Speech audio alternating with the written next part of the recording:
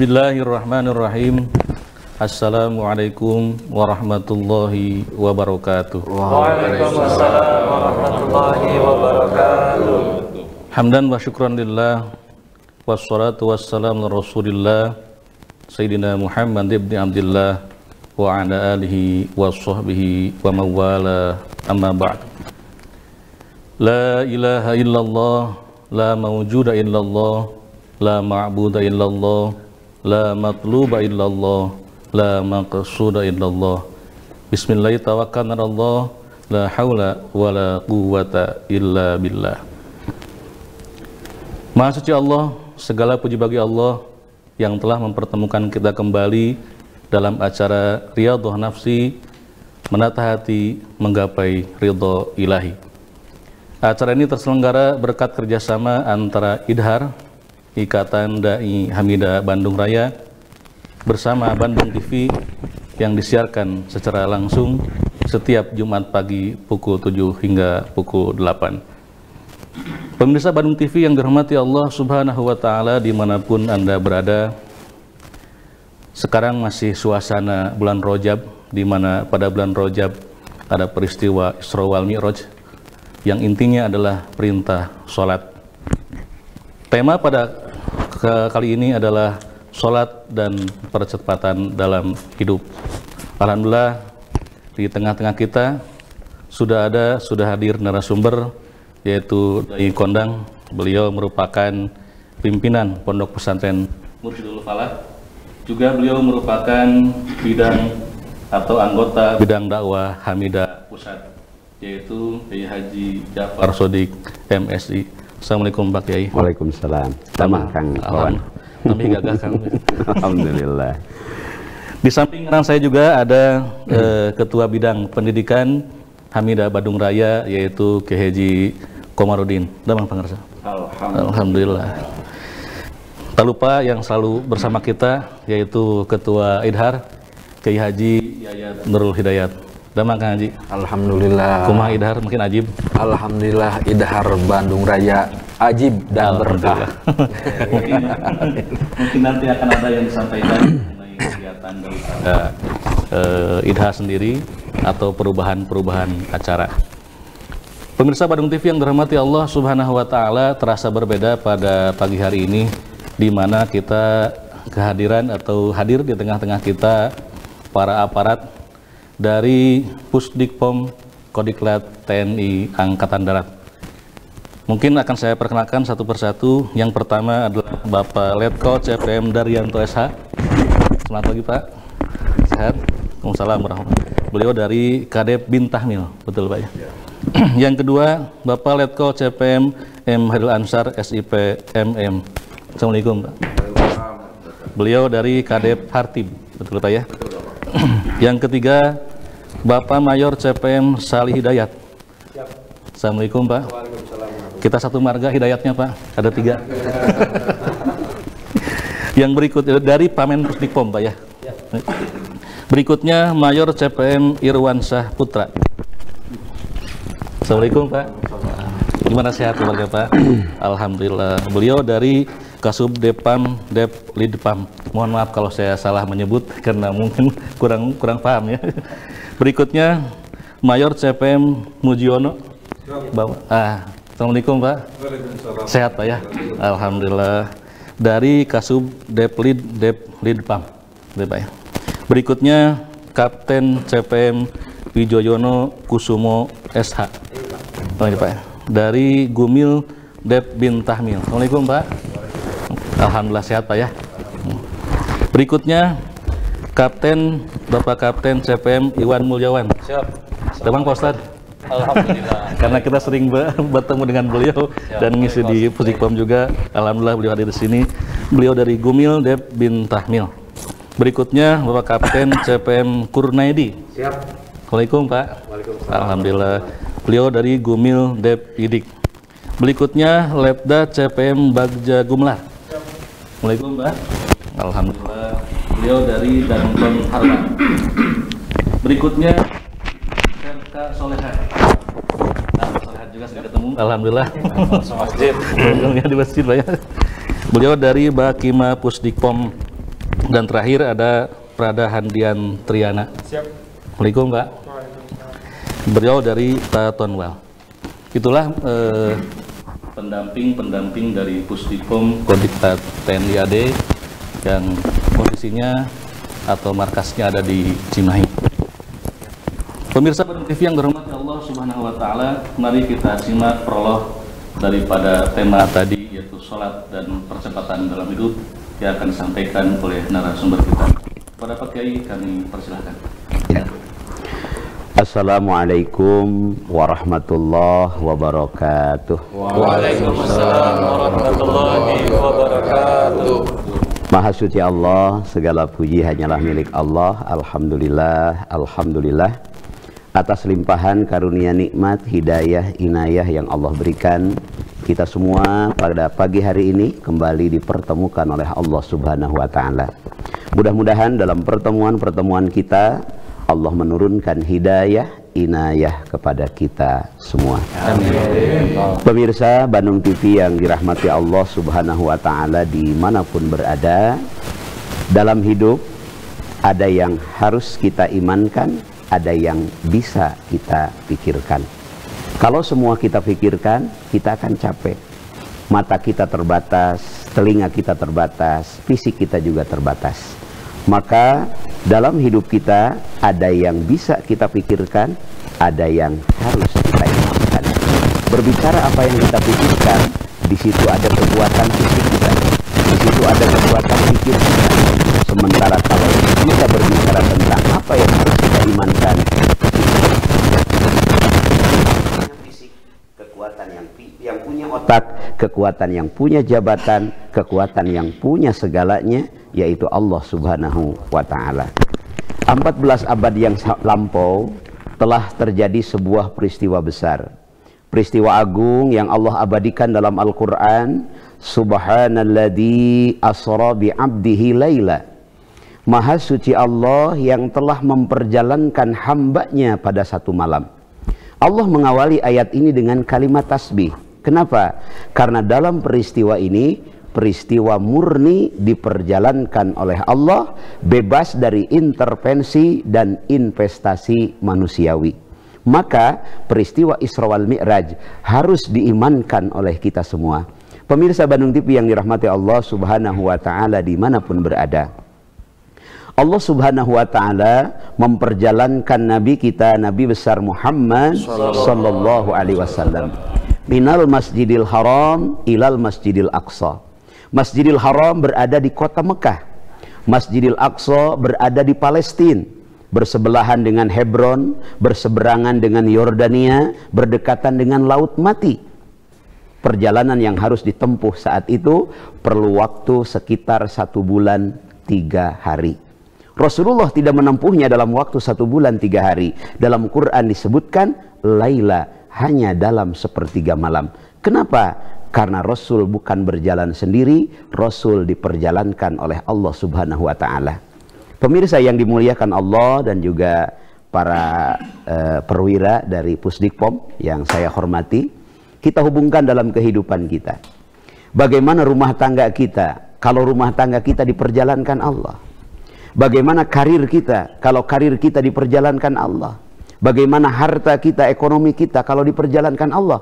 Di situ ada percepatan. Makanya tema kita pagi hari ini, salat dan percepatan dalam hidup.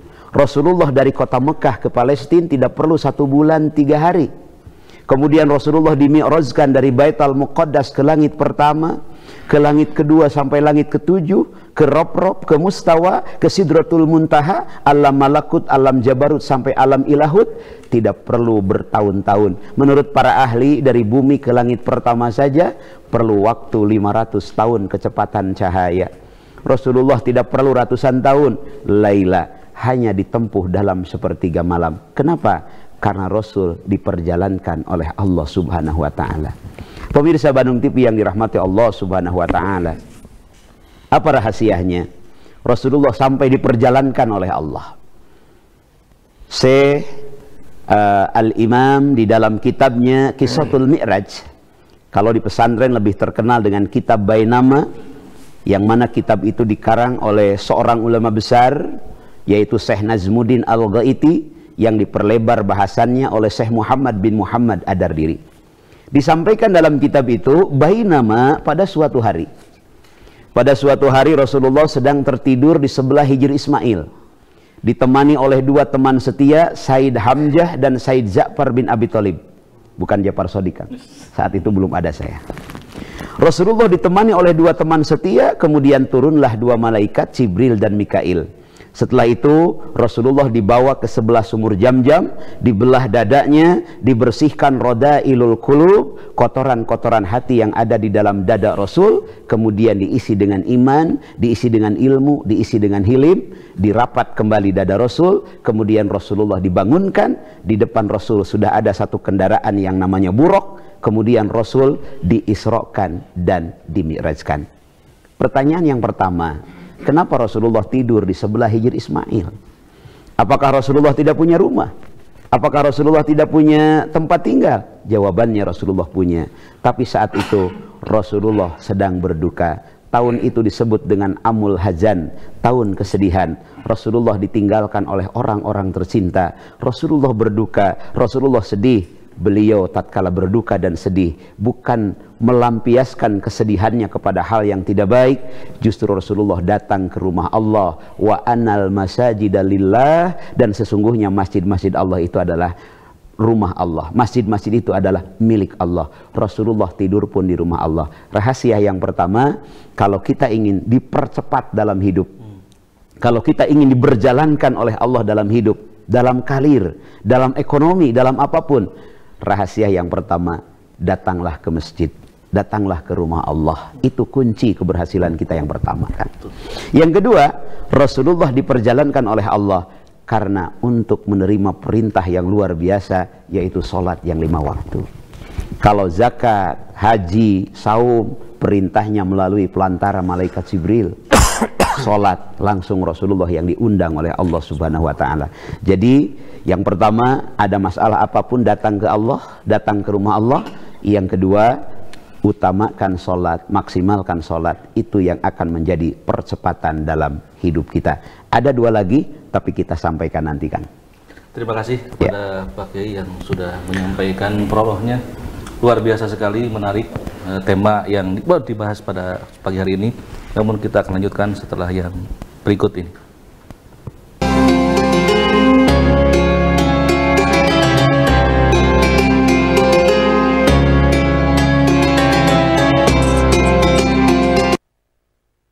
Pemirsa Bandung TV yang dirahmati Allah Subhanahu wa ta'ala dimanapun Anda berada, kita tiba pada sesi dialog interaktif.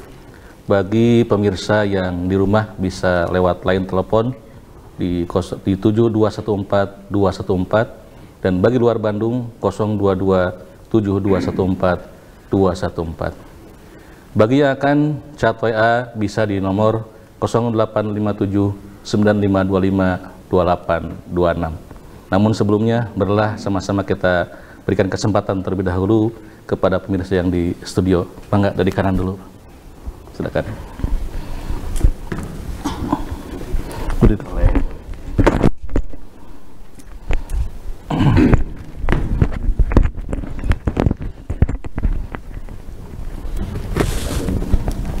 Bismillahirrahmanirrahim. Assalamualaikum warahmatullahi wabarakatuh. Waalaikumsalam warahmatullahi wabarakatuh. Terima kasih Pak Kiai atas waktu yang telah diberikan. Kami akan menanyakan tentang sholat. Pada saat sholat berjamaah, pada saat kita sebagai makmum, imam sedang membaca surat pendek, apa yang harus dikerjakan oleh makmum? Apa kita diam, menyimak, atau kita membaca surat Al-Fatihah? Demikian Pak Kiai.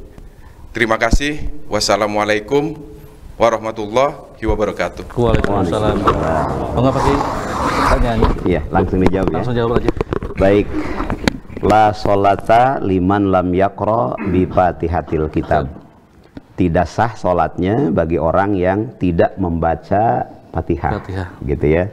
Jadi hatta walaupun kita menjadi masbuk sekalipun, kita menjadi makmum yang datangnya terlambat, minimal awal dari Fatihah harus kita baca kalau rokaat itu ingin termasuk dalam rokaat sholat kita. Makanya dalam hal ini tatkala imam sedang membaca surah setelah Fatihah, itu ada dua pendapat. Al-Imam Syafi'i menegaskan tatkala imam sedang membaca surah, kita membaca suratul Fatihah. Tapi ada juga pendapat lain di kalangan ulama Maliki bahwa cukup mendengarkan bacaan imam itu sudah menutupi kewajiban kita untuk membaca surah Fatihah. Namun kalau berdasarkan hadis tadi, izin Pak Kadep, bahwasanya la sholata liman lam yaqra, tidak sah sholat bagi orang yang tidak membaca, berarti tidak cukup mendengarkan. Maka kita harus membaca, gitu ya. Jadi kalau imam sedang membaca surah lain, kita baca suratul Fatihah sambil mendengarkan bacaan imam, begitu kan? Ya. Terima kasih Pak Kiai. Ya. Kami berikan kesempatan ke sebelah kiri, mangga Pak. Ya. Baik. Assalamualaikum. Assalamualaikum warahmatullahi wabarakatuh. Izin dengan Kapten CPM Iwan, izin bertanya Pak Kiai. Siap. Kaitannya tadi yang ditanyakan Kadep, yaitu tentang sholat berjamaah. Sholat ini adalah satu kewajiban bagi umat Islam, di mana yang utamanya bagi seorang muslim ini adalah lebih utama melaksanakan sholat berjamaah. Yang ditanyakan adalah apa keutamaan bagi seorang muslim yang senantiasa melaksanakan sholat berjamaah, kemudian apakah ada kerugian bagi seorang muslim yang tidak pernah melaksanakan sholat berjamaah. Demikian Pak Kiai, terima kasih. Assalamualaikum warahmatullahi wabarakatuh. Waalaikumsalam. Demikian Pak Kiai, silakan langsung dijawab. Baik, terima kasih Kang Ustadz Iwan. Ini dai-nya Pusdikpom ya. Masya Allah. Kalau saya diundang ke Pusdikpom, pasti beliau adalah bidang keagamaan di sana ya. Masya Allah. Terima kasih Kang Iwan. Disampaikan oleh Rasulullah bahwasanya sholat berjamaah afdalu min sholatil fadhi, itu lebih utama daripada sholat sendiri 27 derajat keutamaannya. Itu yang pertama. Yang kedua, kalau kita laki-laki sholat berjamaah di masjid, datang ke masjid bikulli qadamin, tiap langkah kita menuju masjid, satu langkah Allah angkat derajat kita, satu langkah Allah gugurkan dosa kita. Jadi semakin jauh kita menuju ke masjid, semakin banyak langkah-langkah kita menuju ke masjid, semakin banyak di situ keutamaan dari Allah Subhanahu wa taala. Itu keuntungan-keuntungan. Kemudian yang lainnya ada juga di situ nilai manfaat. Karena dengan kita datang ke masjid sholat berjamaah, berarti bukan hanya hubungan kita dengan Allah, bukan hanya hubungan kita dengan Rob kita, tapi ada juga hablum minan nas, kita bertemu dengan tetangga. Kalau di kantor kita ketemu dengan kawan-kawan seinstansi, kawan-kawan sepekerjaan, kemudian di situ ada interaksi sosial. Sementara dalam hal bagaimana Allah akan mempercepat kehidupan kita, yang keempat ada dalam perjalanan Isra wal Mi'raj, Rasulullah datang ke alam ilahut, Rasulullah disambut sama Allah. Assalamu alayka ayyuhan nabiyyu wa rahmatullah wa barakatuh. Rasul menjawab, Assalamu alayna wa ala ibadillahi sholihin. Tidak menjawab Assalamu alayya, keselamatan untuk saya, tidak seperti itu. Apa yang dilakukan Rasul? Assalamu alayna, keselamatan untuk kami dan untuk hamba-hambamu yang soleh ya Allah. Apa artinya? Khairun nas anfa'uhum linnas. Yang ketiga, agar kita dipercepat dalam hidup melalui perjalanan Isra wal Mi'raj, melalui hikmah sholat dalam dialog Rasulullah dengan Allah, kita harus bermanfaat bagi orang lain. Kita datang ke sebuah perjalanan, di jalan macet. Kalau kita pakai mobil pribadi, kita nerobos diteriaki orang. Kita ketemu dengan lampu merah, kalau lampu merah kita terobos, kita ditilang karena kita pakai mobil pribadi. Tapi kalau kita pakai mobil yang berguna untuk orang lain, ambulankah, pemadam kebakarankah, kita sedang macet, nerobos, orang ngasih jalan. Kita sedang di lampu merah, kita lewati juga lampu merah, kita tidak akan dimasalahkan. Karena mobil kita, mobil untuk kepentingan orang lain. Makanya pemirsa Bandung TV yang dirahmati Allah dimanapun berada, kalau kita ingin dipercepat dalam hidup, kalau kita ingin diberjalankan oleh Allah, hidup kita jangan hanya untuk kepentingan pribadi, tapi hidup kita untuk kepentingan orang lain. Apa kerugian bagi orang yang tidak berjamaah? Yang pertama, la sholata li zironil masjid ila fil masjid. Tidak sempurna sholat tetangga masjid kecuali di masjid. Khusus laki-laki, kalau kita sholat di rumah kurang sempurna. Ini kata Rasulullah. Yang pertama. Yang kedua, kerugian yang lain, tidak ada dialog yang istimewa kita dengan Allah. As-Syaikh Al-Imam Ibnu Athaillah As-Sakandari dalam Bait Al-Hikam, beliau menyampaikan bahwa as-salatu mahalul munazah. Salat adalah tempat kita berdialog dengan Allah. Kalau sendirian, dialognya hanya satu. Kalau berjamaah, 27 dialog kita dengan Allah Subhanahu wa taala. Begitu kan? Ya, terima kasih. Menyambung ini Pak Kiit yang tadi dijelaskan ini dari WA Bandung Kota, katanya tadi kalau kita melangkah satu langkah ke masjid, diberikan satu pahala, dihapus satu dosa, diangkat satu derajat. Nah, kalau misalkan rumahnya dekat masjid berarti sedikit ya katanya. Kalau ingin banyak berarti harus muter dulu gitu ya. Jadi begini, tidak sedikit yang tetangga masjid tapi nggak pernah ke masjid. Nah, masalahnya apa? Di situ hidayah. Masalahnya disitulah pertolongan Allah Pak Kadep izin. Nah makanya kalau orang jauh dari masjid, semangat ke masjid, Allah berikan reward terbaik. Allah balas dengan hal yang lebih banyak. Dekat saja sudah luar biasa, apalagi kalau jauh. Bikulli qadamin, tiap langkah Allah catat, Allah angkat derajat kita, Allah gugurkan dosa kita. Namun ingat, ada dosa yang bisa tergugurkan dengan sholat, ada dosa yang bisa tergugurkan dengan Jumat, ada dosa yang bisa tergugurkan dengan Ramadan, dengan umroh dan haji, dan ada dosa yang tidak gugur dengan sholat kita, tidak gugur dengan haji kita, tidak gugur dengan Ramadan kita. Menarik sekali. Dosa apa yang bisa gugur dengan sholat?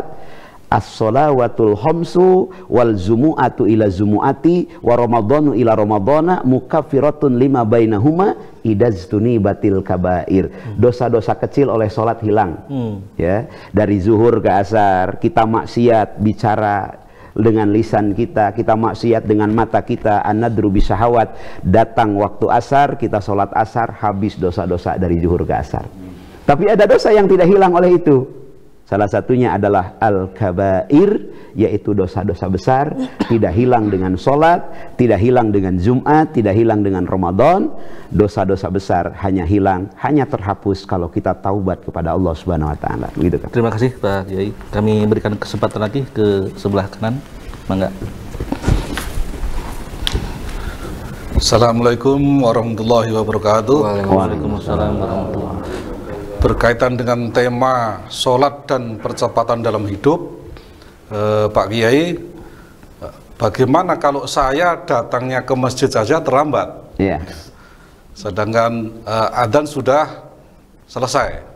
Nah, yang kaitan dengan itu, lebih utama mana antara sholat sunnah tahiyatul masjid dengan sholat qobliyah subuh? Karena saya mendengar kalau qobliyah subuh itu pahalanya dunia seisinya.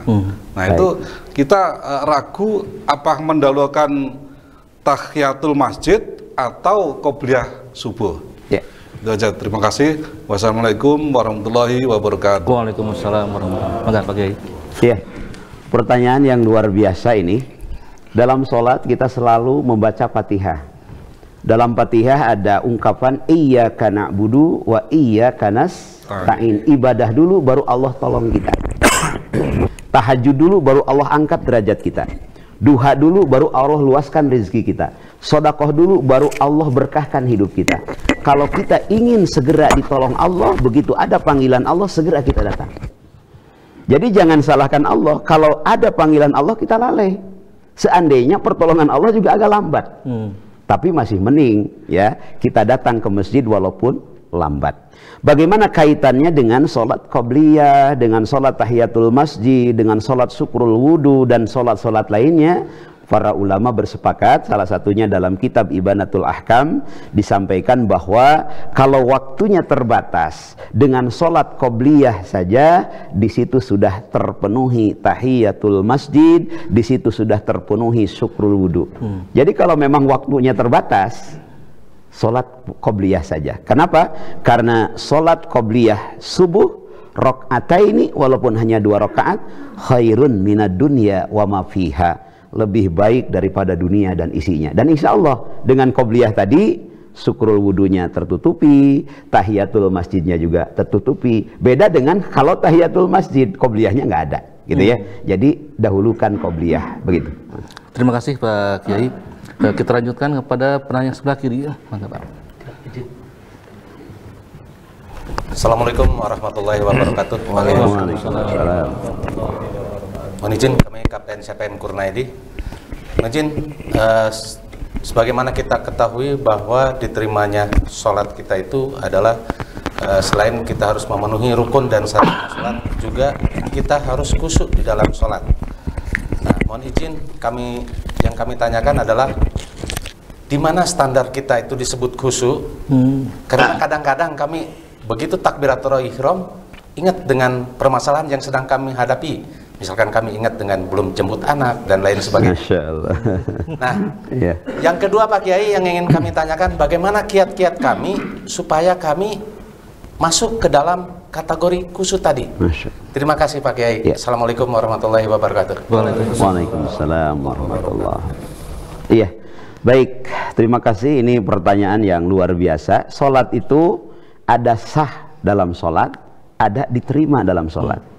Jadi kategori sah sholat itu kalau terpenuhi syarat dan rukunnya. Kalau sholat kita sudah terpenuhi syarat dan rukunnya, maka sholat kita sah. Tapi belum tentu sholat kita itu diterima Allah. Makanya agar sholat kita diterima Allah, yang pertama penuhi syarat dan rukun sholat, yang kedua sholat dilakukan dengan khusyuk. Apa itu khusyuk? Menurut para ulama, khusyuk itu adalah hudurul qalbi bil lisani wal amal. Standar khusyuk yang pertama adalah hadirnya hati mengikuti perkataan dan perbuatan. Jadi begitu kita mengangkat tangan Allahu Akbar, lisan mengucapkan Allahu Akbar, dalam hati kita mengagungkan Allah, merendahkan kita tanpa pertolongannya, menghinakan kita tanpa kemuliaannya. Kita baca inna sholati wa nusuki wa mahyaya wa mamati lillahi rabbil alamin. Hati kita juga hadir mengikuti perkataan itu, ya. Jadi jangan sampai Allahu Akbar semua kelihatan gitu ya. Anak belum dijemput, cicilan belum dibayar. Kalau punya cicilan, maaf ya, ini kalau gitu kan. Nah, bagaimana kiat agar kita khusyuk? Yang pertama, Rasulullah mengajarkan persiapan terbaik untuk sholat. Wudhu yang terbaik, tempat yang terbaik, ya, itu mendukung kehusuan. Yang kedua, ada yang membisiki kita di sekeliling kita, yaitu setan. Makanya sebelum sholat dianjurkan kita berdoa. Apa doanya? Ya muqallibal qulub sabit qalbi ala dinika wa ta'atika. Baca itu. Kalau tidak bisa doa tadi, baca surah An-Nas sebelum kita sholat. Insya Allah Allah jaga sehingga kita khusyuk. Ada standar khusyuk terbaik, minimal tatkala takbiratul ihram kita di situ hadir hati. Itu sudah termasuk khusyuk. Itu paling rendah khusyuk. Tatkala takbiratul ihram, hadirkan hati bahwa kita sedang sholat. Begitu kan? Terima kasih Pak Kiai atas jawabannya. Selanjutnya karena masih ada pertanyaan, dipersilakan kepada yang sebelah kanan. Bismillahirrahmanirrahim. Assalamualaikum warahmatullahi wabarakatuh. Waalaikumsalam warahmatullahi wabarakatuh. Langsung saja Pak Kiai. Ya. Saya tinggal di Cimahi. Kemudian setiap Sabtu dan Minggu saya ke Jakarta karena anak-anak saya di Jakarta. Ya. Kemudian saat di perjalanan menuju ke Jakarta, saya menjamak qashar sholat saya. Ya. Misalnya zuhur dengan asar. Kemudian yang saya tanyakan, pada saat saya sampai di tujuan yaitu di Jakarta, mana yang lebih utama? Apakah saya sholat normal atau saya menjamak qashar sholat saya? Kemudian apabila dan apa hukumnya apabila saya sampai di tempat tujuan itu saya tetap menjamak qashar Baik. Itu di tempat tujuan yaitu di Jakarta. Ya. Demikian Pak Kiai. Wassalamualaikum warahmatullahi wabarakatuh. Waalaikumsalam warahmatullahi wabarakatuh. Ya. Jadi dalam sholat, terutama tatkala kita dalam perjalanan, di situ ada rukhsah dari Allah, ada hadiah. Tentu dengan syarat-syarat. Yang pertama, perjalanannya dalam perjalanan baik, bukan dalam perjalanan maksiat. Yang kedua, perjalanannya menempuh jarak minimal, yaitu 80 km kalau diukur untuk kilometer. Nah, di situ ada rukhsah dari Allah, kita boleh menjamak takdim, jadi menarik asar ke zuhur. Kita boleh menjamak takhir, yaitu menjadikan sholat zuhur nanti dengan asar. Bagaimana kalau misalkan kita kan menjamak itu karena dengan prediksi waktu, kalau tidak dijamak keburu habis waktu sholat. Sementara ternyata tidak macet. Sementara ternyata di jalan lancar. Begitu sampai di Jakarta, waktu sholat masih ada. Kalau kita sudah menjamaknya, tetap kita dalam jamak kita. Jadi nggak usah nih, aduh kok masih ada nih zuhur, sholat lohor dewe di dia. Kita sudah melakukan rukhsah dari Allah yang tadi, yaitu kita sudah melaksanakan jamak takdim. Walaupun sampai di Jakarta masih ada waktu awal, kita tunggu saja karena kita sudah menjamak takdim asar dengan zuhur. Itu hadiah dari Allah, rukhsah, ya, begitu kan. Terima kasih kepada Pak Kiai. Pak Kiai, yang di tempat tujuannya, Pak Kiai, di tempat tujuan yang maksudnya di Jakarta, apakah kita mana yang lebih utama, apakah kita menjamak qashar atau sholat normal, Pak Kiai? Iya, karena kita sudah dijamak, niatnya ya dijamak saja, begitu. Maksudnya selama 1 hari di Jakarta. Oh, selama di Jakarta, sholat utama, nggak usah dijamak qashar. Jamak qashar hanya dalam perjalanan aja, iya. Jadi nanti di Jakartanya, maghribnya, isanya itu sholat normal. Iya. Mungkin yang tanyakan mungkin masih ada jatah nggak? Iya. Untuk jamak atau qashar. Terima kasih Pak Kiai atas jawabannya. Mungkin masih ada yang ditanyakan dari. Silakan Pak. Assalamualaikum warahmatullahi wabarakatuh. Waalaikumsalam warahmatullahi wabarakatuh. Terima kasih waktu yang diberikan Pak Ustadz. Satu pertanyaan. Ini sedikit keluar dari konteksnya adalah sholat dan percepatan waktu, tetapi yang akan saya tanyakan mungkin juga berkaitan dengan itu. Betul. Kita pernah mendengar dari banyak penceramah, dari banyak ustadz, bahwa di saat Rasulullah itu Mi'raj, perintah sholat itu awalnya sekian atau 50 waktu. Kemudian mengerucut karena permohonan beliau menjadi 5 waktu yang sekarang. Ada pemahaman dengan demikian seakan-akan Allah bisa dinegosiasi, seakan-akan bisa ditawar demikian. Nah, dengan pendapat atau pemikiran demikian tentu kita mohon penjelasan. Baik. Yang kedua sekaligus kalau masih ada waktu nanti, banyak di antara kita karena sehari-hari kita juga sering ke masjid, di banyak tempat, kadang-kadang imam itu mohon izin kurang memperhatikan jamaah. Artinya karena dia imam, jamaah harus mengikuti. Sholatnya itu kadang bacaannya itu mungkin kalau bacaan yang tidak populer, iya, itu perlahan. Tetapi begitu rukuk, begitu sujud, begitu tahiyat, itu cepat sekali. Jadi kami sebagai makmum terkadang bahkan sering anyel gitu ya. Anyel, lu kok bisa cepat ini, padahal kan diajarkan harus tumakninah, harus khusyuk, harus pelan dan sebagainya supaya kita ikuti. Nah, bagaimana kita menyikapi seperti ini? Apakah kadang-kadang kita aja pemikiran kalau gitu saya ikuti imam itu terakhir saja, agak terlambat. Setelah itu kita bisa membaca sendiri, yang penting saya jamaahnya tercapai, kemudian kekhusyuan pribadi saya juga tercapai. Nah, ini mohon pencerahan. Terima kasih. Wassalamualaikum warahmatullahi wabarakatuh. Waalaikumsalam warahmatullahi wabarakatuh. Di dalam Al-Quran Allah Subhanahu Wa Taala berfirman, "Man jaa bil hasanatin falahu asru amsaliha." Ini keistimewaan bagi umat Islam. Jadi bagi kita satu kebaikan itu Allah balas 10 kebaikan. Sebetulnya negosiasi tadi itu adalah sebuah dialog Rasulullah dengan Allah. Saking istimewanya Rasulullah, asraful anbiya wal mursalin, pemimpin para nabi dan para rasul, Rasul diundang Allah. Yang namanya diundang, saya datang ke Pusdikpom, ke Kang Iwan. Bukan saya yang ngucapin salam. Beliau sudah menunggu saya. Makanya begitu saya sampai, beliau yang menyapa saya, Assalamualaikum Pak Kiai. Kenapa? Saya yang diundang. Kalau saya datang sendiri, saya akan nanyakan dulu ke security di sana, saya minta izin dulu ke tim di sana, saya mau ketemu Pak Iwan. Ini salah satu contoh. Rasulullah diundang Allah, maka begitu sampai di alam ilahut, Allah yang ngucapin salam kepada Rasulullah. Ini istimewanya Rasulullah. Makanya bolak-bolak baliknya tadi ini menggambarkan bahwa Allah itu Rahman dan Rahim. Takdir saja kalau yang bukan mubarram, takdir yang mu'alak, itu masih bisa dirubah dengan doa. Makanya betapa indahnya Rahman dan Rahimnya Allah Subhanahu wa taala. Gambaran bagaimana dialog Allah dengan Rasulullah dan istimewanya yang Allah berikan kepada kita umat Islam, walaupun hanya 5 waktu, keutamaannya sama dengan 50 waktu yang Allah perintahkan. Itu yang pertama. Yang kedua, bagaimana dengan kasus di masjid tadi? Ini kewajiban kita menyampaikan saran ke DKM. Ya, makanya dalam memilih imam DKM harus benar-benar selektif. Dalam hal takmir, dalam hal ibadah, dalam hal imarah, pengurus DKM harus memantau. Jangan sampai bacaan imam kurang fasih, jangan sampai tumaninahnya imam juga kurang fasih. Kalau kita langsung menegur mungkin kan tidak enak.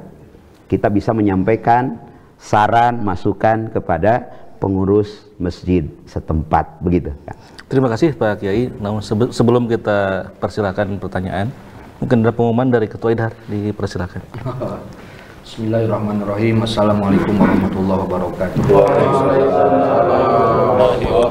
Alhamdulillah di pagi yang penuh berkah ini kita bisa berkumpul di Setio Bandung TV. Ini adalah salah satu program Idhar. Kebetulan pada kesempatan ini saya diamanahi untuk menahkodai Idhar se-Bandung Raya. Alhamdulillah Idhar mempunyai program-program, diantaranya bisa bekerja sama dengan Bandung TV untuk mengisi pengajian tiap hari Jum'ah, Riyadhah, Nafsi, dan alhamdulillah pada kesempatan ini bisa yang hadir pada kesempatan ini alhamdulillah merupakan tamu-tamu yang luar biasa dari Pos Distikom Alhamdulillah Pusat Pendidikan Polisi Militer Cimahi, ya, yang bertempat di Cimahi. Alhamdulillah, terima kasih, syukron. Insya Allah Idhar hadir, mudah-mudahan membawa berkah untuk umat.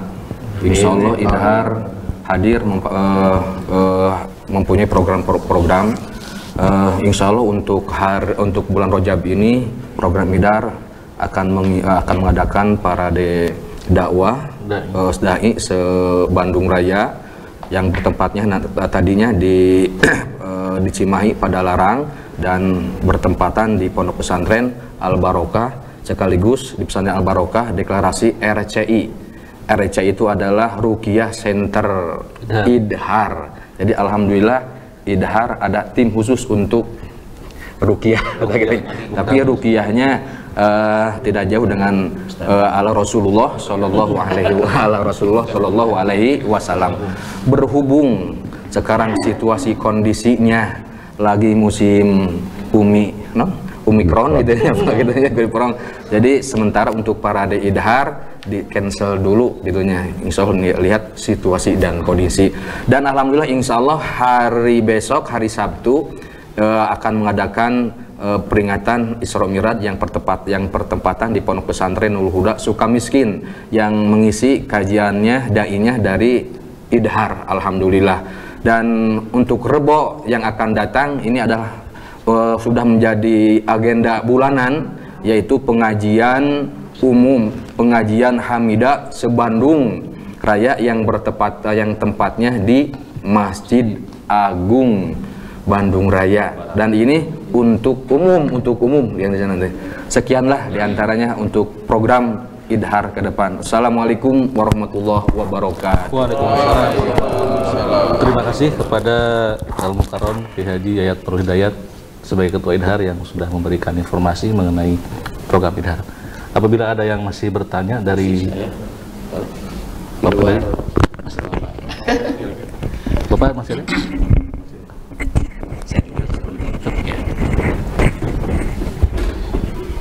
Assalamualaikum warahmatullahi wabarakatuh. Terima kasih pada narasumber juga host, juga bapak-bapak. Yang saya mau tanyakan tentang berjamaah. Karena dari rumah ke masjid atau dari dinas ke masjid itu jauh sekali, sehingga pakai kendaraan gitu. Apalagi kalau adzan sudah dikumandangkan sudah lama, kalau tidak memakai kendaraan pasti ketinggalan berjamaah. Otomatis itu memakai kendaraan. Nah, bagaimana kalau pakai kendaraan, berarti pahala-pahala tersebut itu akan hilang. Sebab itu, jadi saya bertanya kepada narasumber, bagaimana kalau memakai kendaraan? Apakah yang masuk surganya juga motor gitu? Atau mobil? Pahalanya nggak ada kan gitu kan? Kalau di dalam materinya itu kan setiap langkah, emang lebih baiknya itu jalan kaki gitu. Tapi karena mengingat situasi dan kondisinya demikian, jadi harus pakai kendaraan. Itu saja. Terima kasih. Assalamualaikum warahmatullahi wabarakatuh. Waalaikumsalam warahmatullahi. Baik, terima kasih. Ini bidang pendidikan Hamidah Bandung Raya ya. Pertanyaannya luar biasa. Waktu saya tausiah di Sydney, Australia, itu dari satu rumah ke masjid itu paling dekat itu jaraknya ada yang 5 kilo. Bahkan jamaah itu ada yang datang ke Masjid Al-Hijrah Tempe di Sydney, Australia itu, yaitu sekitar 30 kilo perjalanan.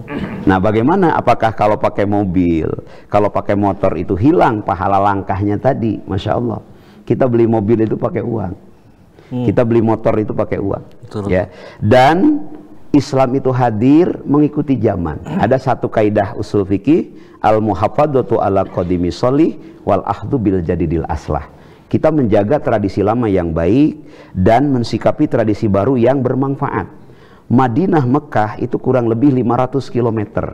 Dulu di zaman Rasul ditempuh dalam waktu 1 minggu. Berpakaian ihram, kendaraannya dulu onta, bigol, kuda. Belum ada Innova, apalagi Neng Nopi. Belum ada CRV, apalagi CRNI, kan begitu. Nah, sekarang pakai bis itu 4 jam. Dan sekarang kalau sudah pakai kereta api itu 1,5 jam sampai. Ada kereta cepat antara Madinah dan Mekah. Apakah perjalanan yang 1 minggu itu dengan perjalanan yang hanya 1 hari itu berbeda nilai pahalanya? Tentu kalau dari segi perjuangan sama-sama perlu perjuangan.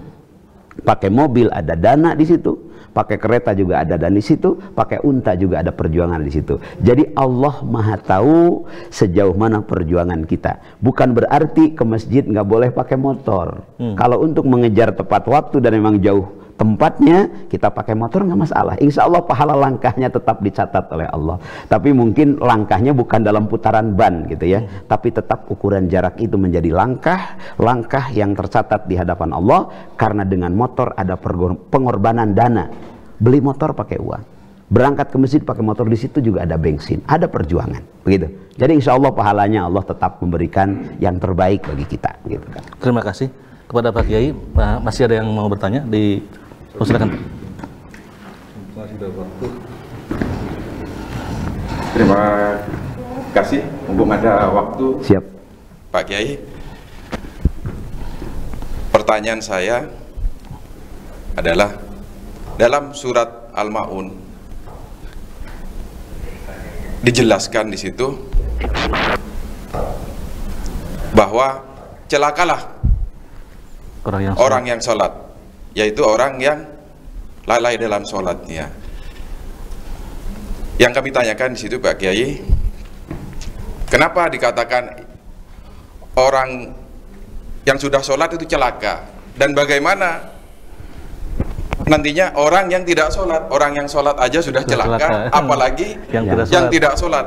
Mohon penjelasannya kaitannya dengan surat Al-Ma'un. Terima kasih Pak Kiai. Baik, subhanallah, luar biasa ya.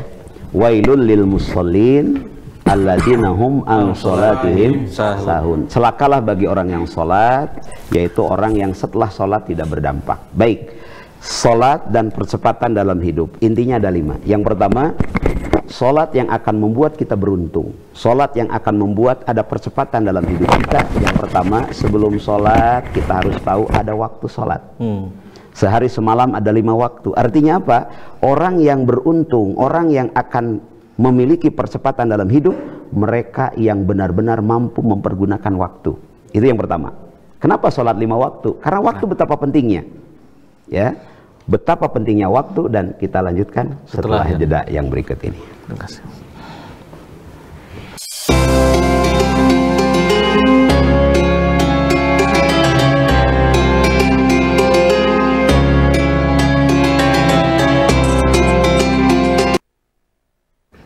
Pemirsa Bandung TV yang dirahmati Allah Subhanahu wa Ta'ala, dimanapun Anda berada, sebelum kita tutup dengan kesimpulan, kami masih menyediakan pertanyaan untuk 1 pertanyaan. Dipersilakan. Terima kasih. Assalamualaikum warahmatullahi wabarakatuh. Waalaikumsalam warahmatullahi wabarakatuh. Kaitannya dengan sholat sunnah, khususnya sholat tahajud, ada istilah di HP saja sinyalnya cepat karena sepertiga malam. Ya, sehingga doa kita akan diijabah oleh Allah mungkin lebih cepat.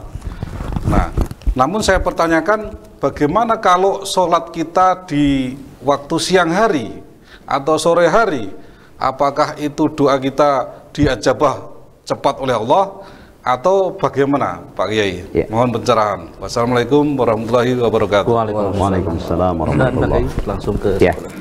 Baik pemirsa Bandung TV yang dirahmati Allah Subhanahu wa Ta'ala, kaitan pertanyaan yang pertama tadi tentang bagaimana orang yang sholat tapi celaka. Sholat adalah tempat kita bermunajat kepada Allah. Sholat adalah cara kita menyampaikan proposal kepada Allah. Sholat akan mempercepat hidup kita. Sholat akan mempercepat datangnya pertolongan Allah. Sholat yang seperti apa? Sholat yang berdampak. Celakalah orang yang sholat tapi setelah sholat tidak berdampak. Sebelum sholat berbohong, setelah sholat masih berbohong. Itu sholatnya hanya melaksanakan kewajiban, hanya bebas tugas. Sebelum sholat bersandar kepada dunia, setelah sholat masih bersandar kepada dunia, baru melaksanakan sholat. Yang mendirikan sholat, wa yuqimunas sholah, inna sholata tanha anil fahsya'i wal munkar. Sebelum sholat berbohong, setelah sholat berhenti berbohongnya. Sebelum sholat tidak cinta kebersihan, setelah sholat cinta kebersihan. Makanya sholat yang akan mempercepat kehidupan kita ada beberapa ciri. Yang pertama, sholat sehari semalam 5 waktu. Mereka yang produktif dalam waktu, mereka lah yang akan dipercepat oleh Allah. Saya salut, saya belum datang ke sini, keluarga besar Pusdikpom sudah ada di Bandung TV. Luar biasa disiplin. Itu yang pertama. Yang kedua, sebelum sholat kita harus wudhu. Apa artinya? Orang yang akan dipercepat oleh Allah dalam hidup harus memiliki kebersihan. Bersih lahir, bersih batin, bersih pola pikir, bersih segalanya. Insya Allah dipercepat oleh Allah. Yang ketiga, sebelum sholat ada niat. Kalau hidup kita ingin dipercepat oleh Allah, selalu niat terbaik. Kita kerja urusan dunia, tapi niatnya ibadah. Kita mengabdi kepada negara, tapi niatnya ibadah. Bagaimana para pahlawan menuliskan dengan tinta emas takbir yang mereka lakukan oleh Pangeran Diponegoro, oleh para pahlawan, ini menorehkan tinta emas dan sejarah dalam sejarah Indonesia betapa mereka berjasa. Niat yang terbaik. Kemudian yang ketiga, dalam sholat ada tumaninah. Orang yang akan dipercepat dalam hidup, mereka harus proporsional dan profesional. Terlalu cepat jangan, terlalu lambat juga jangan. Terlalu cepat dari setan, terlalu lambat juga dari setan. Makanya tumaninah, proporsional dan profesional. Bagaimana sikap tegap seorang TNI? Itu keprofesionalan. Tidak terlalu ke depan, tidak terlalu ke belakang. Masya Allah. Kemudian yang keempat, dalam sholat ada sujud. Apa itu sujud? Totalitas penyerahan kita kepada Allah. Dalam sujud, kepala yang kita hormati posisinya lebih rendah daripada pantat kita. Artinya apa? Di hadapan Allah tidak ada apa-apanya kita.